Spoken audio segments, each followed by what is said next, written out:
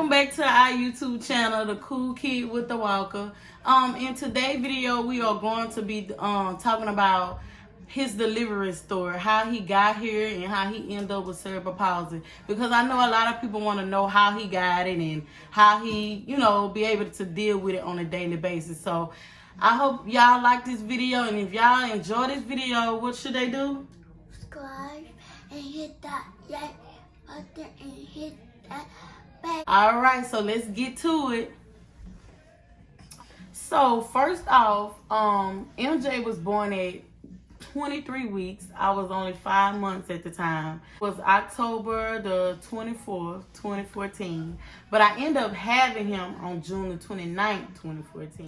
So what happened was, I want to say June the 21st, I was in my bed. It was like 2 o'clock in the morning. I was in my bed and I just felt this uncomfortable pain. I was just tossing and turning. I couldn't get no sleep. So I got up to go use the bathroom and, to go pee or whatever, thinking that was going to help everything. So when I went to pee, that's when everything just went to the wrong turn. It was just blood everywhere. And at that moment, I was just so scared because I thought I had a miscarriage. I didn't know what to think and I didn't know what to do. So I called my auntie because she was the only one, available at the time. And she ended up taking me to the nearest, emergency room. And when I got there, I was just having contractions back to back. Like, that was the worst pain ever to feel like.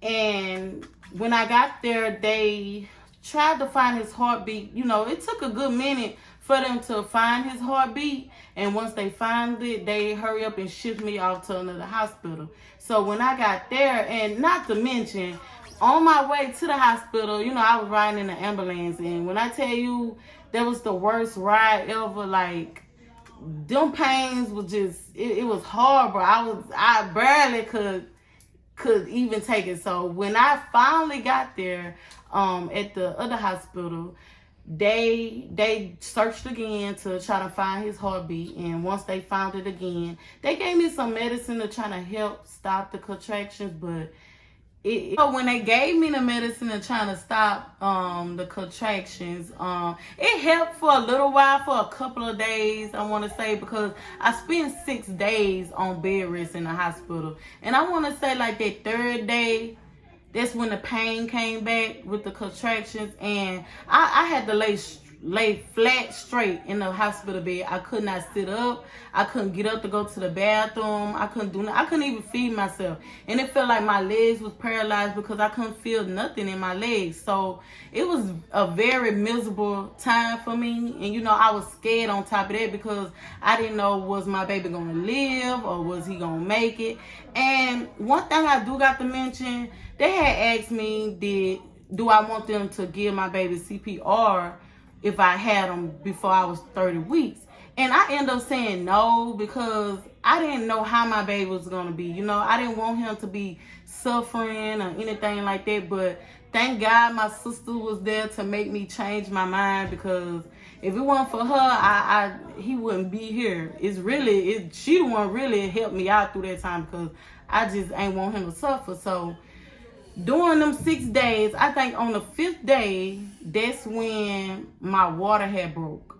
And I thought I was about to have him then, but they wanted me to try to keep him inside of me for at least 30 weeks before having him. But once my water broke, I think that next day, later on that night, around about 12:30 a.m., that was June 29th. So they've been giving me stool softeners because I haven't used the bathroom, since I was there. And when they gave me those stool softeners, like I said, I couldn't get up and go to the bathroom. I had to use the bedpan. So when I told the nurse to come bring me the bedpan, I thought I would have to do a number 2. But come to find out, as I was trying to push it out, it was hurting a little bit. So I was like, man, let me try to scoop this back up, because I just didn't want to feel that pain. So it didn't want to go back up. So I just said, let me go ahead and take one for the team. and get this out of me. So when I struggled to push out, and it finally had got out. So my aunt was in the room with me at the time, and I was like, you know, Auntie, can you see if I had my baby or was it a bowel movement? So she get up and, you know, looking at bedpan. She didn't say Kayla, it was a baby. Kayla, it was something else. She just took off running out the door. And I think about 5 seconds, because it was like they must have been, the nurses and them must have been right at the door. So when she went out that door, she must have told them I had my baby.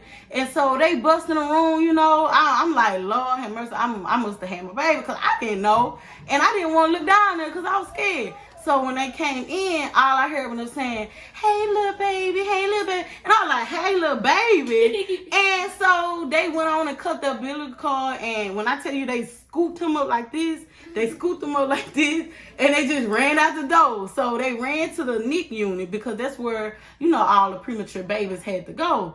And we had to like wait 8 hours before we know anything about him, you know, because they had to get him all together because he had to go on a ventilator, which they had to put a tube down his little throat, you know. And when I had him, he was weighing 1 pound and 4 ounces. Like, he was so tiny and nothing but skin and bones, little head. Like, it was a scary moment, but it's something in me just knew that, you know, my baby was going to make it through this. So he spent like 3 months in the NICU unit, from June to October. October the 9th is when he came home, and he had to come home on oxygen. He had oxygen in his nose, and he had to come home on a heart monitor.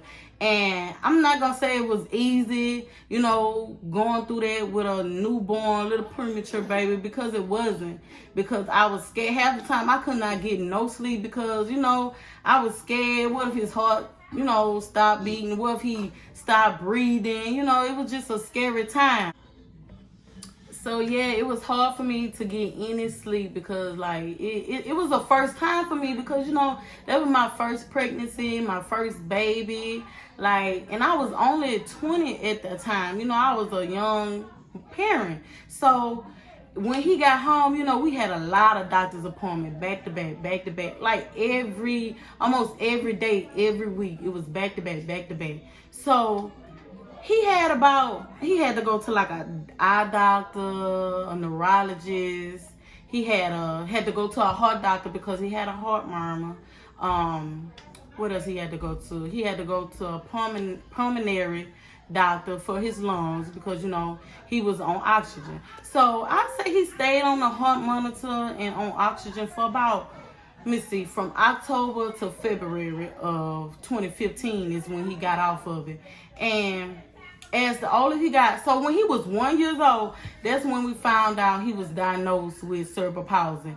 And the reason he, you know, ended up getting cerebral palsy because I ended up having him early, and that basically means like he had a brain injury, and that was causing him to have cerebral palsy. But he ended up getting, I want to say, a mild version of it because it only affects his legs,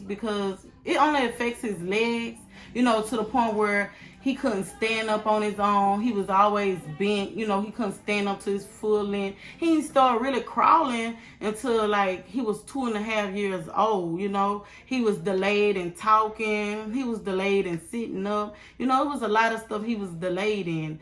And a lot of people ask me, would he ever get rid of cerebral palsy? No, he won't. He will always have cerebral palsy, but he can maintain it as he grow up. Like, he's on a medicine called baclofen. It's a muscle relaxant for him, for his muscle spasm, to help loosen up some of the tightness, you know. So it's just a lot to, you know, go through when your child has cerebral palsy. It's not easy, you know.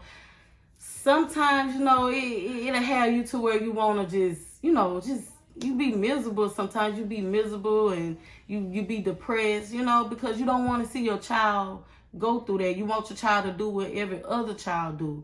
But, you know, I made it this far with him, and we've been doing good so far. But, you know, and it's surgeries he would have to get done. He recently just had a surgery in December. It was dealing with the tendon cutting, you know, to release the tendons, and the cutting of releasing the tendons. And together, MJ had about, I want to say, 11 to 12 surgeries, because he had to get a lot of surgeries done where he had to wear a cast.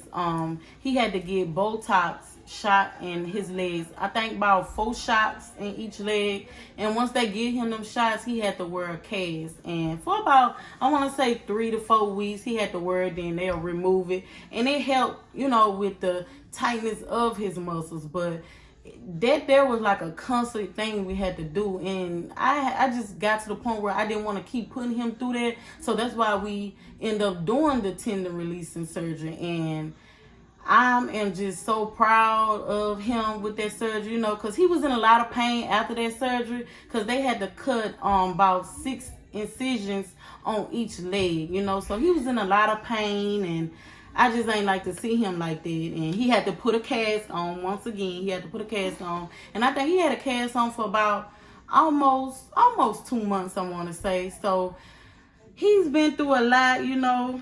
That's why he's so spoiled. And I just don't know what I'd do without him. And, you know, you love me, I love you too. So I hope you guys, you know, get an understanding more about him with the cerebral palsy. And I'm not gonna keep y'all. So this is part 1 of the story time, you know. So part 2, I will be mostly talking about how he, you know, get around on a daily basis dealing with cerebral palsy. So, and be looking out for part 2. On part 2, we're gonna be mainly talking about how he live his, you know, on a daily basis with cerebral palsy. So if you guys like this video, what they should do? Subscribe and hit the like button. All right, see y'all guys next time.